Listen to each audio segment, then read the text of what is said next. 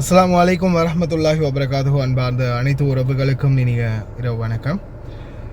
இலங்கையில் தற்போது தொடர்ந்துமே நடக்கக்கூடிய ஒரு சம்பவம் தான் மாலை திருட்டு, சைன் ஸ்நாச்சிங். இப்போ இதுவும் பார்த்தீங்கன்னா ஒரு கடைக்கு முன்னாடி நடந்த சம்பவம். பாருங்கள், மாலையை பிச்சுட்டு ஒரே ஓட்டம். கொஞ்சத்தில் அந்த பெண்ணுடைய உயிரே போயிருக்கும் போல், அந்த அளவுக்கு ஆபத்தான நிலைமை. வாராங்க, 2 பேர் ஸ்கூட்டியில் வராங்க, சரியா, ஸ்கூட்டர் சைக்கிளில் வராங்க. வந்து ஒருத்தர் இறங்கி கடைக்குள்ளே வராரு. வந்து பெட்ரோல் எடுக்கிறதுக்காக முயற்சி பண்ணும்போது பெட்ரோல் பாட்டில் உடஞ்சிருச்சு.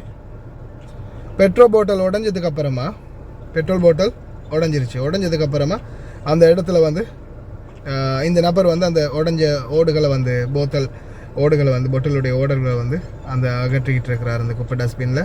அதுக்கப்புறமா அந்த பெண் வந்து அந்த இடத்துல குனிஞ்சு அவங்களும் அந்த குப்பை அள்ளுறாங்க. அள்ளும்போது மாலையை டார்கெட் பண்ணிட்டான் போல் இருக்குது. அதுக்கப்புறமா உடனே என்ன ஆகுது, அந்த இடத்துல வந்து அந்த பெண் வந்து அந்த இதை வைப்பரை கொடுக்குறாங்க. அந்த வைப்பரை வச்சு சுத்தம் பண்ணிக்கிட்டே இருக்கிறான் அந்த நபர். எல்லா வேலையும் செய்கிறான், சுத்தம் பண்ணுறான், எல்லாம் செய்கிறான். அந்த இடத்துல சும்மா சர்வசாதாரணமாக ஒரு மனிதாபிமானத்தோடு நடந்து கொள்ளக்கூடிய மாதிரியே அந்த இடத்துல செயல்படுறான்.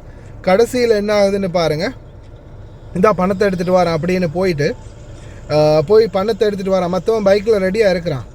இவன் போய் பணத்தை எடுத்துகிட்டு வர மாதிரி அந்த இடத்துல போயிட்டு பணத்தை எடுத்துகிட்டு வர மாதிரி வந்துட்டு உடனே அந்த பெண்ணை பிடிச்சி வந்து இழுத்து அவங்க கழுத்தை பிடிச்சி போராட்டம் நடக்குது. 2 பேருக்கு இடையில் போராட்டம் நடக்குது. கடைசியாக அந்த அம்மான்னு கூப்பிடும்போது அம்மா வந்துட்டாங்க.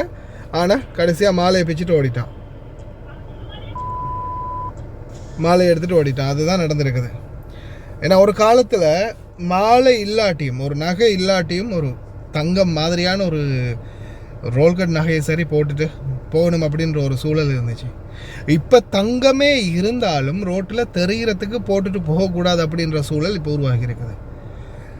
சில குடும்பங்கள் இருக்கும், குழந்தைகளாக இருக்கலாம், மனைவிமாராக இருக்கலாம், கொஞ்சம் தாய்மார்களாக இருக்கலாம். ஞாபகப்படுத்துங்க, இப்போ நம்ம வெளிநாட்டில் இருக்கக்கூடிய சொந்தங்களுக்கு நான் மெயினாக சொல்லிக்கொள்கிறது, ஏன்னா இருக்கும், அவங்கள்ட்ட நகை இருக்கும். சிலருக்கு வந்து அந்த நகையை போட்டுட்டு போகிறது ஒரு ஆடம்பரம், அது ஒரு மகிழ்ச்சின்னு சொல்லலாமே, அவங்களுடைய விருப்பம். அது பெண்களுடைய சுபாகம் தானே நகைன்றது.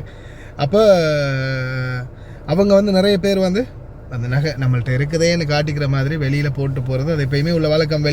வெட்டிங் ஹவுஸுக்கு போகும்போது சரி, ஒரு கல்யாண வீட்டுக்கு போகும்போது சரி, இல்லை ஒரு பார்ட்டிக்கோ இல்லை குடும்பங்களோட ஃபங்க்ஷனுக்கு ஏதாவது ஒன்றுக்கு போகும்போது நகைகளை போட்டுட்டு போகிறது ஒரு கலாச்சாரம் மாதிரி ஒன்றுன்னு வச்சுக்கொள்ளுங்களேன். ஆனால் இப்போதைய நாட்டுடைய வறுமை சூழல், போதைப் பொருள் அடிமைகளுடைய ஆதிக்கம் அதிகம், தேவைப்பாடுகள் அதிகம், எந்த நேரத்தில் என்ன ஆகும் அப்படின்றது வந்து சொல்ல தெரியாது யாருக்கும். இப்போதைக்கு நம்ம சர்டிஃபை பண்ண முடியாது இவங்க நல்லவங்க, இவங்க திருடங்க இல்லை அப்படின்னு. ஏன்னா சில நேரங்களில் ஒவ்வொரு மனிதனுடைய சந்தர்ப்பம், சூழ்நிலை திருடனாக மாற்றலாம். குழந்தைகளுக்கு சாப்பாடு கொடுக்க முடியாத எத்தனையோ தந்தைகளும் இந்த மாதிரி திருடனாக மாறலாம். போதைக்காரண்டு மட்டுமே சொல்ல முடியாது இல்லையா. தொழில் இல்லை, வேலை வாய்ப்புகள் கம்மி, செய்கிறதுக்கு எந்த ஒரு வழியும் இல்லை, குழந்தைகள் பசிப்பட்டணியில் இருக்குது, யாருக்கிட்டையும் உதவியும் கிடைக்கல. அந்த மாதிரி சூழலை கூட, சந்தர்ப்பம் சூழ்நிலை ஒரு மனிதனை திருடனாக கூட மாற்றலாம். அந்த மாதிரி இருக்கிறதால தயவு செய்து அன்பார்ந்த உறவுகளை உங்கள் வீட்டில் இருக்கக்கூடிய பெண்களிடம் அவேர்னஸ் பண்ணுங்கள். அதே மாதிரி சில இஸ்லாமியர்கள் தான் பெண்கள் மட்டும் நகை போடுவாங்க, ஆண்கள் போடுறதில்ல. மற்ற மதத்தவர்களில் பார்த்தா ஆண்களும் நகை போடக்கூடியவங்க இருக்கிறாங்க. சிலர் வந்து உண்மைக்குமே அது வந்து உண்மையான நகை இல்லை, ஆனால் சும்மா டிசைனுக்கு ஒரு இதுக்கு பண்ணுக்கு போட்டிருப்பீங்க. ஆனால் அது கடைசியில் உயிரே பறிக்கலாம். சிந்தித்து செயல்படுங்க. முடிந்த வரைக்கும் அவேர்னஸ் பண்ணுங்கள், எல்லாருக்கும் தெரிந்த எல்லாருக்குமே. லயன் எக்ஸ்பிரஸ் கார்கோ, நம்பகமான கார்கோ. இதோ நீங்களும் தொடர்பு கொண்டு உங்களுடைய கார்கோ பொருட்களை அனுப்பலாம். 90 93 61 67 தொடர்புக்கான இலக்கம் 66 16 84 14. இன்னும் ஒரு இலக்கம் 55 17 27 47. அதே போல் இன்னும் ஒரு இலக்கம் 50 53 79 39. இன்னும் ஒரு இலக்கம் 99 69 84 94. ஹாய் காய்ஸ், இன்றைக்கி நாங்கள் எங்கே வந்திருக்கிறோம், தாத்தா எங்கே வந்திருக்கிறோம் நாங்கள் இன்றைக்கி? அல் மிஷாயில். நீங்கள் எப்போ ஆர்டர் பண்ணீங்க தாத்தா? நான் இன்றைக்கி ஈவினிங் தான் ஆர்டர் இந்த பண்ணேன். கோடை ஆர்டர் பண்ணீங்க. எனக்கு எமர்ஜென்சியாக இந்த சாமானம் கொஞ்சம் எனக்கு வேணுமென்றதுக்காக வேண்டி இதனால் வந்து எனக்கு அவசரமாக இப்போ நைட்டு 10:15 எங்கேயும் ஆகுது. ஸோ அவர் எனக்கு அவசரம் அப்படின்றதுக்காக வேண்டி அவர் எனக்கு பணம் தந்தார். ஸோ இவங்களோட சேவையை பற்றி நீங்கள் எதுவும் கவலைப்பட வேண்டிய அவசியம் கிடையாது.